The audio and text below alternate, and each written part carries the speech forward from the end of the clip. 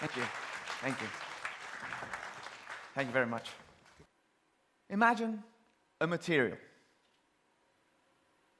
that is beautifully engineered, that to produce it will consume minimal energy, that actually sinks carbon dioxide. And it simply grows. We don't have to manufacture it. And we can harvest it in 3 to 5 years.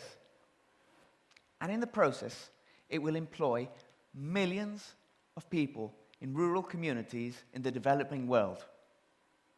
And it's very cheap. There is a material. It's bamboo. Bamboo has thousands of applications, which range from paper, kitchen utensils, floorboards, clothing, and even allegedly, the bristles in this toothbrush contain bamboo-derived charcoal. However, speaking as a structural engineer, what fascinates me about bamboo is just in its natural shape. As I said, it's beautifully engineered. Take its shape. The fact it's hollow instead of solid makes it 4 times more efficient. Its nodes, concealed diaphragms, they stiffen the walls of the element so it buckles less. It's less likely to buckle. And they're closer together where they're most needed. Its fibers are 3 times stronger than structural steel. And they're very cleverly distributed. For example, in the wall, they're concentrated towards the perimeter, making the section 10% more efficient than if they were just randomly distributed. You might be asking, well, yeah, that sounds interesting, but how does that compare against man-made materials? So let's do like a thought experiment.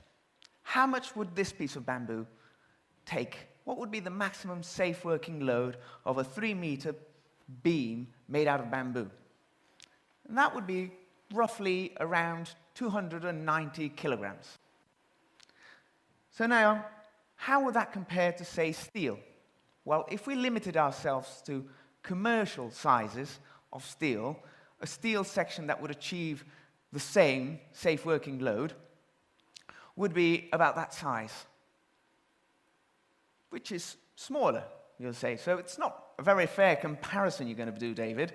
Let's do something a bit more comparable. So I've dreamt up a size that you can't buy. You'd have to have specially made, but there's no reason why we can't assume it, which would be this size, 84 mil diameter. So how do they compare? How do these materials compare? So in terms of mass, the hypothetical steel section would weigh around 7 kilograms. The commercial one, the one that we really can buy, would weigh around 10 kilograms. Whereas the bamboo one would weigh just short of 6 kilograms.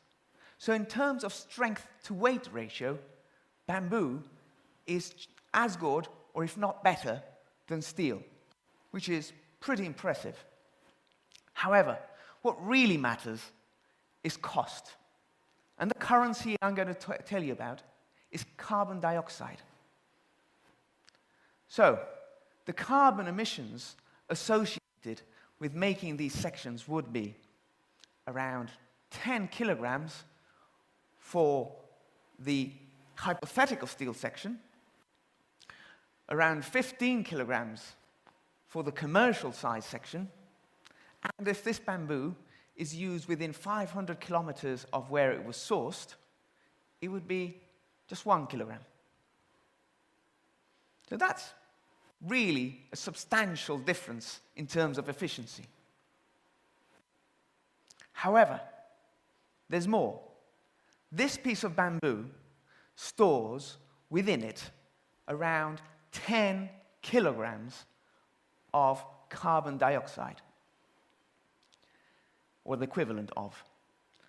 That means, considering the 1 kilogram we use to process it, that we're storing, or we're capturing from the atmosphere, 9 kilograms of carbon dioxide. Which means that if I choose to make this a beam out of bamboo instead of steel, we would be making a saving of around 19 kilograms of carbon dioxide. That equates to the emissions produced by an average European car over 150 kilometers. Now, this carbon storage only remains there for as long as that piece of bamboo is in a permanent structure. But say if 50 years down the line we demolish this structure and then we burn the bamboo, we go back to this situation because the 10 kilograms will return to the atmosphere. It's still better than steel, but not as good as this. So, however, if we burnt it and generated electricity, for example, and in the process avoided burning a fossil fuel, which would introduce new carbon dioxide to the atmosphere, it would be sort of the equivalent of making this storage permanent. Now, if there was someone from the timber industry here, they would say, hang on, that's true also for timber, and it is. However, bamboo has one key difference with respect to timber, is that it takes 3 to 5 years to be harvested. It only takes 6 months from the moment it emerges to reach its full height, up to 20 or 25 meters.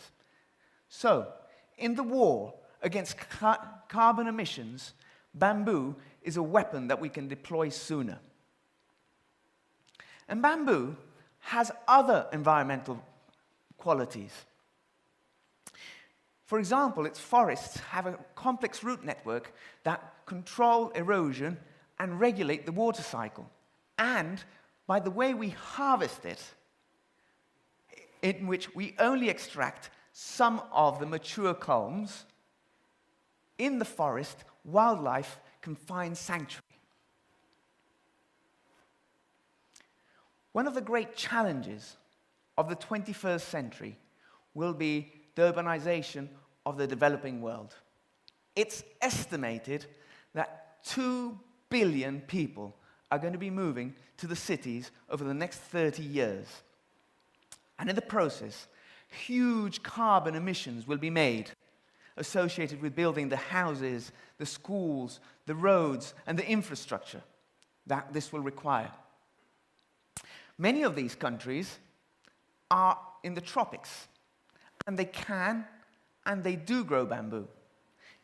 In fact, it's estimated that 1 billion people live in bamboo housing across the world. Not this sort of bamboo housing, nor this sort of bamboo housing, which in fact is an office building. More like this.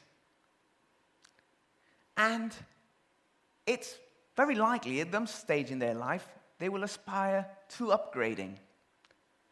And very likely they'll upgrade to something like this, a concrete, masonry and steel house. However, if we could persuade 100 million families around the world to move into a bamboo house like this one, and if each one of these houses consumed the equivalent of 4 tons, which is quite modest, of bamboo and bamboo-related products, we would sequester from the atmosphere the equivalent to 500 million tons of carbon dioxide.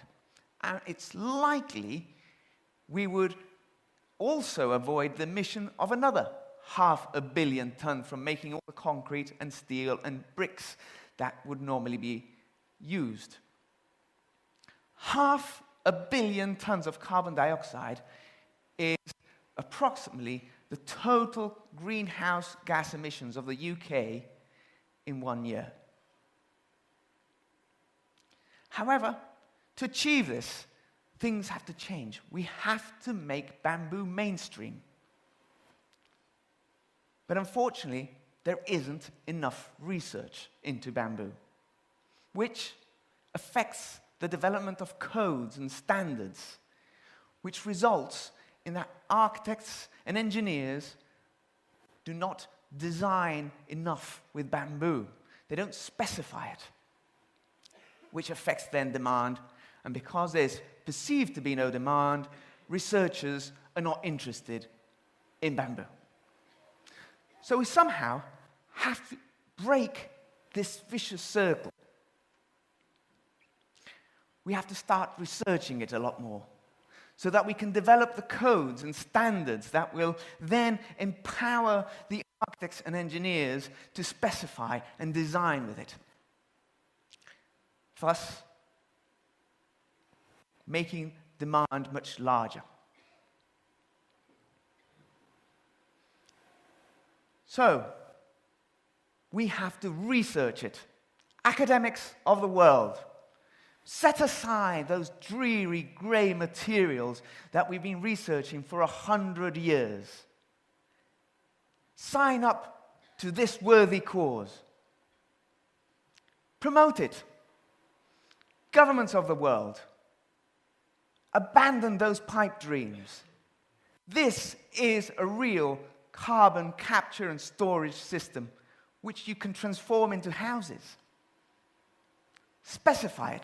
Clients, architects, if you're going to build something in the tropics, demand that the structure is made out of bamboo. Design with it. Structural engineers, in the context of the 21st century, bamboo is the new steel. Teach it. Lecturers. Empower young generations of architects and engineers to be able to break this vicious circle. Grow it. Invest in bamboo. And let this wonder of nature flourish and prosper. Thank you.